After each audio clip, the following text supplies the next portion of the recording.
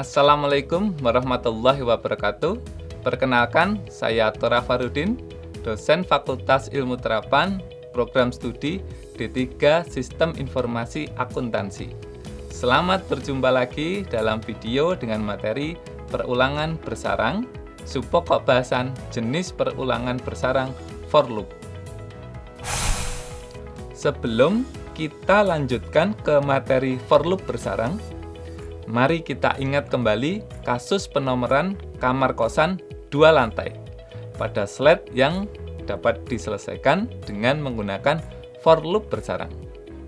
Kita perlu 2 looping untuk menyelesaikan masalah tersebut.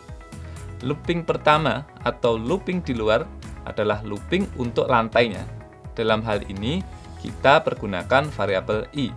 Sedangkan looping yang kedua adalah looping yang di dalam, untuk looping kamar di setiap lantainya.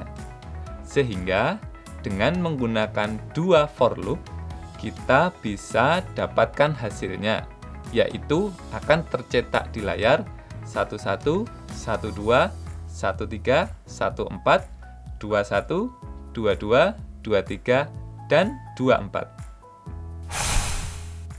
Nah, sekarang kita coba for loop untuk menampilkan bilangan dari 1 sampai dengan 5 dan diulangi lagi sebanyak 5 kali.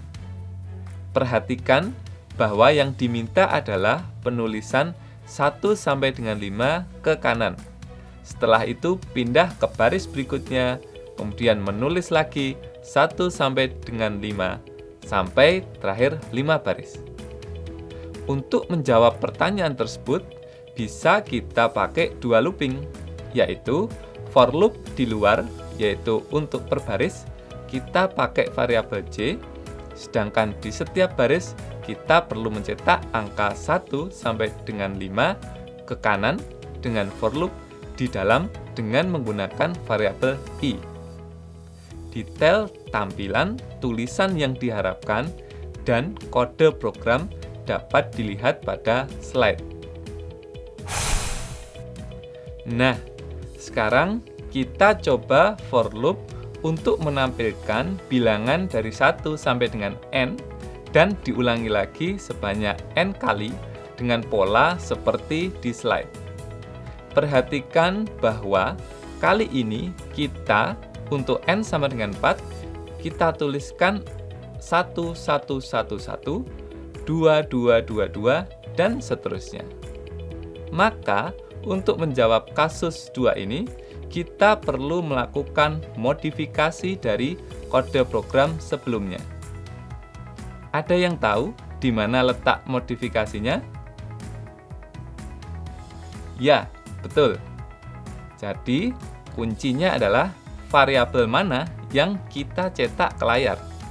Kalau sebelumnya variabel yang dicetak adalah variabel yang di dalam, sekarang untuk kasus ini variabel yang dicetak adalah variabel yang di luar, yaitu j.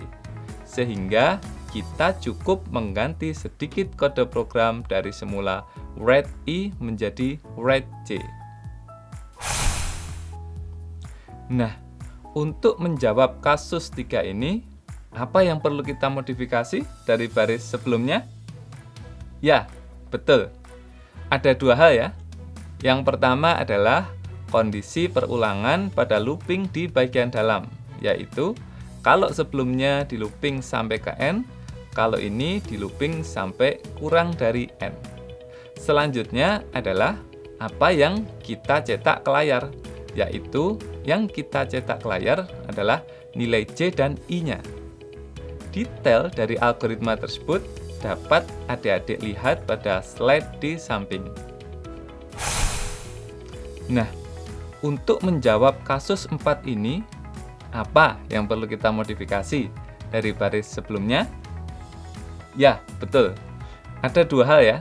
Yang pertama adalah kondisi perulangan pada looping di bagian dalam, yaitu kalau sebelumnya di looping sampai ke n atau n-1. Nah, kalau di sini kita looping sampai ke j. Coba perhatikan kotak yang saya beri tanda silang. Misal untuk j sama dengan 1, maka kita perlu mencetak ke layar tanda bintang untuk nilai I sama dengan 1 saja.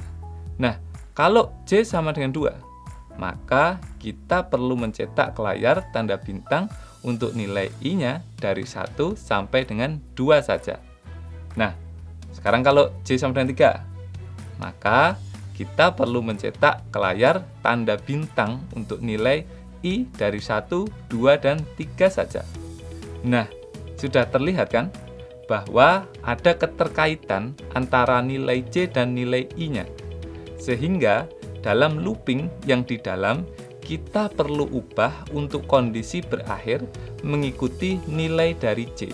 Sedangkan yang kita tulis ke layar, kita ganti dengan karakter bintang. Demikian materi kita kali ini. Sampai jumpa lagi dalam pertemuan selanjutnya.